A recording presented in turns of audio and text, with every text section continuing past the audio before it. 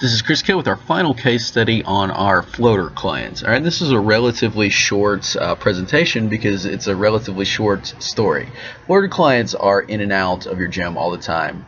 These are people that might sign up with a lot of enthusiasm, but like probably 70% of all gym members, they go and come very often from the gym. So this is an individual who will pay you for training, will disappear for a month or two, and then will come back, and they're hard to schedule, they're hard to train. So this is my attempt to give you some solutions to things that I have observed over the years with this type of client.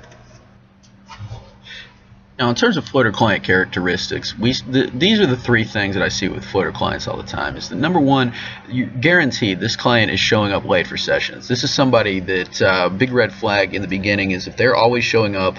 If the session is at 9 and they're coming at 9:10, all right, this is a potential floater client. Okay, they're always showing up late. They don't necessarily know what to do. Therefore, they act as a drag on the workout, certainly in group situations. Number two is that this person is going to cancel frequently with no notice. Oftentimes, they may not show up at all. If they do call, it's going to be 5 or 10 minutes after the session starts or beforehand, so that's going to be a problem as well. And this person will be gone for long periods of time.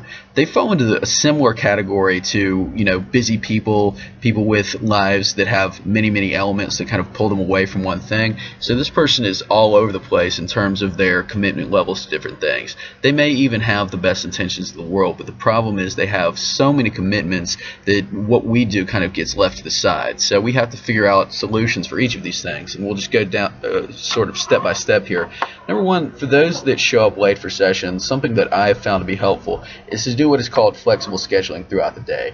In my hours that I don't have personal training clients or I'm open during those times, I will give that person windows in which they can come. So if they show up at 8:30 and I don't have clients until 10, it's no problem for me to put them through a workout at 8:45 to 9:45 or whatever it may be. So I can set up, based around my personal training schedule, when I call this person to schedule and I say, okay, these are the blocks of time that I have available this week. So that way at least you have that's a potential source of income that could come in during that time, and it's not going to drag down your sessions. The other thing that we're doing with this client is circuit-based training. If they show up late, I need to put them through a warm-up pretty quickly. So we're going to have that standard warm-up written out on the board, take them through it very quickly, but just have them do it as an interval while other people are working out. This is, this works pretty well in a lot of the stuff that we'll talk about, but circuit-based training with this type of client is oftentimes the way to go. So in terms of cancellations, we've addressed that two ways. Number one is a punch card system. Rather than saying, okay, we're going to commit to an 8-week training period because they could be gone for 3 of those weeks or whatever it may be, we'll simply say, all right, we're going to have a punch card. We'll do it in the traditional way of selling a 10-pack, where you have a punch card, you come in, we punch your card, maybe you're gone for 2 weeks, but that card is good until it ends up. So that way we know that this client has 2 sessions left or 3 or what have you. The other thing that I'll do is I'll just have a base charge per month. For some people that have done that to me before, I'm just going to say, look, my price per month is this. You have access to 2 sessions a week. We can do scheduling the same way, but that way, regardless of whether or not they show up, they pay. So it creates some financial certainty for you, and for a lot of your floater clients, they're happy to pay. They just don't show up. So if you want to have that certainty, you need to go with an option that's going to allow you to do so. So these are the two sort of things that we've come up with for this type of client. In terms of being gone for long periods, what that really means from a fitness perspective is that we're not able to build on qualities. All right, the ability to go through this progression where we work on conditioning followed by hypertrophy, strength, like none of these things apply because this person is not around long enough for them to apply.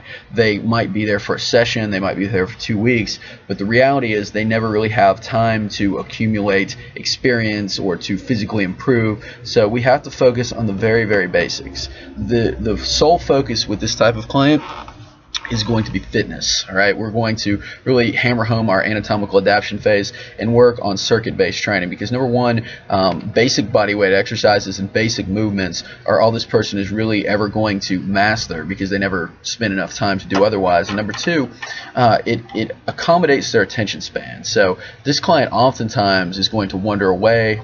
They're not necessarily interested in what you're doing, and you'll find that if you give them a very complex exercise, you say perform this for 12 reps, they might be done rep 2, and go off to do something else. I've seen that happen. So, but if you have a clock on them and they know that they're going for a certain period of time, it works better. All right, they're challenged a little bit more, and it helps to kind of regulate the session a little bit better.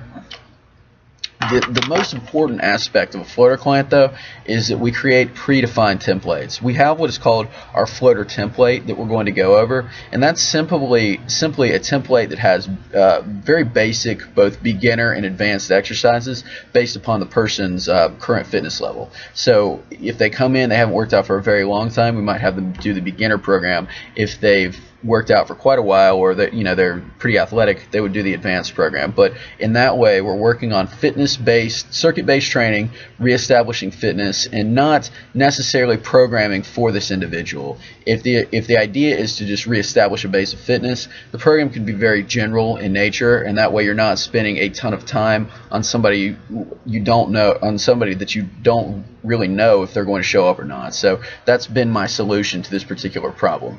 The other part of homework for this person, if they're going to do anything, it's got to be very simple and targeted. I like 5 to 10 minute circuits performed at home. The beauty is with these interval-based workouts that utilize things like push-ups and squats, this can transfer pretty positively to things that can be done in a hotel room. So body weight really rules with this type of client, in my opinion.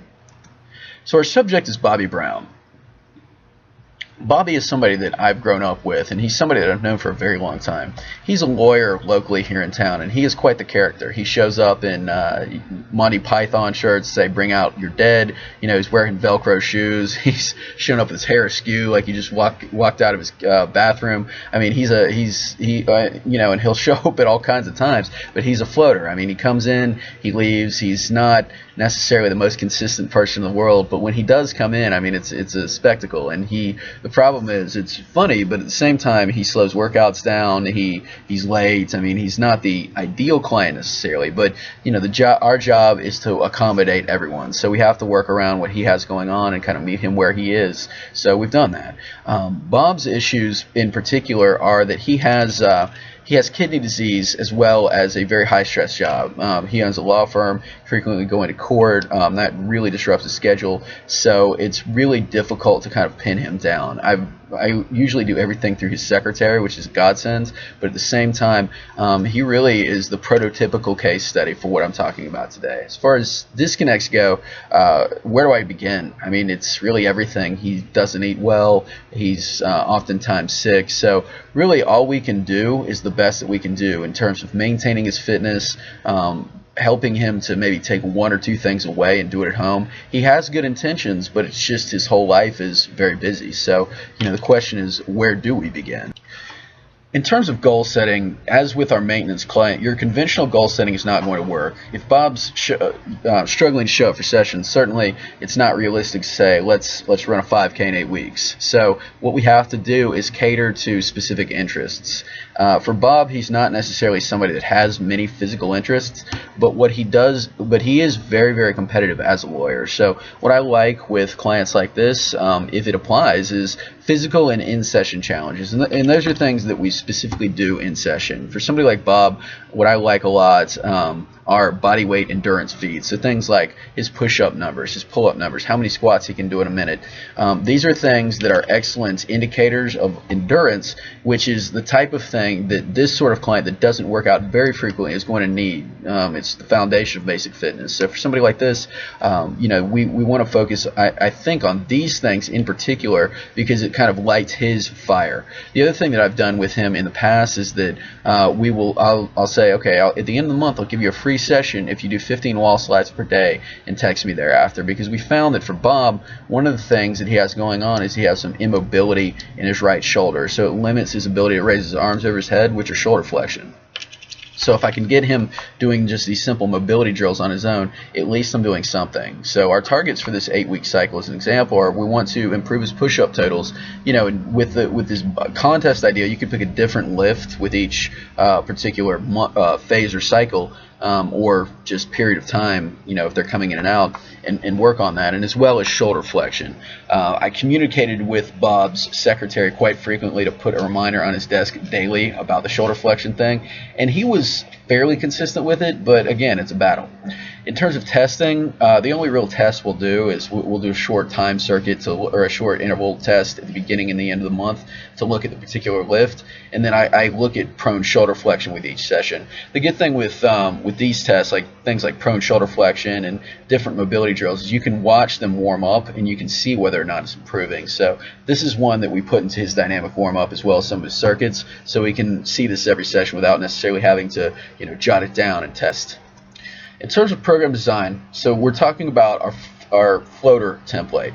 This is a fixed template to accommodate basic fitness. Just like we talked about fixed cycles with our maintenance client, this is a fixed template in the sense that we're not trying to make it progressive necessarily. We're not trying to make it something that is a phase-by-phase thing. It's just a means of reestablishing and maintaining basic fitness. It has an advanced beginner level. It accommodates different levels of strength and condition, and it allows us to address floater clients of different types. The only minor alterations we might make for it are putting in certain mobility drills when we find limitations or subbing certain exercises. So our fixed template revolves around basic body weight exercise, and it's going to be scaled for whoever we're working with. These are circuit-based workouts, and I really like intervals versus time circuits, because if I said, all right, Bob, I want you to do 8 push-ups, 8 squats, and 8 burpees for 8 minutes, and I set that timer, I mean, he's going to do 3 things and go walk and get some water because he can stop. All right, when he's doing an interval, he almost has to keep going, so that's something that is just sort of a behavioral control device. I just found that with this type of a client, it works better to accommodate attention span. In terms of progression, we're looking at time versus weight. So I might do 30 seconds versus 60 seconds, but it's all based upon, one, whether the client has the attention span to do something for 60 seconds, and two, their strength and fitness level. So we have a anatomical adaptation template, so the circuit-based workout, and you see with the program durations ongoing. So Bob might be gone for 3 weeks. He'll come back and he'll do the same workout. The beauty is the exercises really don't have to change that much. I mean, I might do like a shoulder tap push-up versus an inchworm push-up or something of that nature, but we vary the patterns versus changing them markedly because he's just kind of adapted to these basic things. All I really need to do is teach him these basic patterns that we work with beginners, and he's good to go. So we use total body workouts in this situation most of the time to accommodate and reestablish basic fitness. So the first thing that you'll notice about our floater template is we always begin with basic core stability. I feel like, as with the muscles and the cardiovascular system, we need to establish or reestablish basic core stability oftentimes. Okay, these are people that these floater clients are oftentimes people that with sedentary jobs, that are traveling a lot, sitting in airline seats or what have you. So these basic exercises beforehand are pretty valuable. And the only difference really between our easy and our hard level is that we add extremity movement. So rather than just holding in a plank, we might have a plank where the person is rocking forward and back on their toes, or they're reaching their arms out to each side. It's just forcing them to stabilize against movement. So it's a little bit more integrated in that sense. For posterior core, we're doing a glute bridge march, which is just where client lifts one leg off the ground and alternates. For the lateral core, we're just going side plank with an arm sweep, where rather than holding with both hands on the ground for side plank, the arm is sweeping up and down.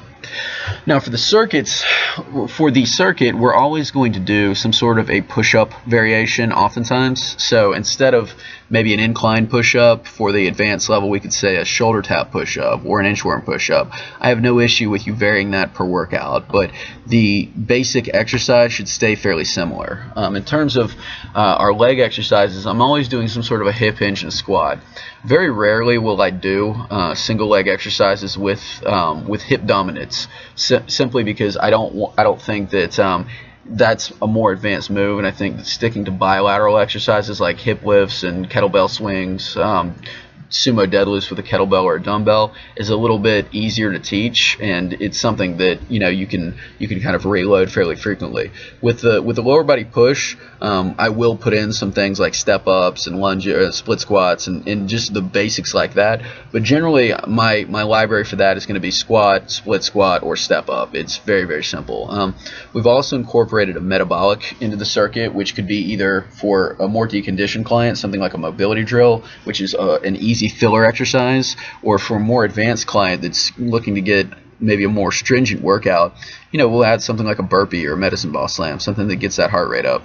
Now for conditioning, again, we've scaled. So we have a 10-50 here, or we could do a 30-30 where they're working hard for 30 seconds followed by 30 seconds of rest. Once again, we're just kind of meeting that person where they are, kind of looking at what they have going on. If they're in pretty good shape, we'll go 30-30. If they're not, we go 10-50. But you'll notice that with all of these, we have 30-60. So it's self-selective based upon that person that day. They might be doing 30 seconds. If they're ready to step it up, they could move to 60 seconds. But it's just a generalized template that allows us to scale for these floater clients that still are, again, a valuable part of your gym, but not necessarily there all the time. So for the weekly schedule, workout A followed by workout A followed by nothing. What I also like about anatomical adaptation workouts is that they're hard. They knock out a lot of stones, or a lot of birds with one stone. We build basic strength, we build basic endurance, we reestablish fitness qualities, and that's really all that we can expect to do with a floater client. So Bob's test results, he indeed improved his push-ups from 15 to 30 from day 1 to day 60. He was frequently gone during this time. He came back, but he did some stuff on his own, actually. He would do push-ups on his own, and he did win that session, so I thought that was kind of cool. And then shoulder flexion did not change. I'm not going to lie to you.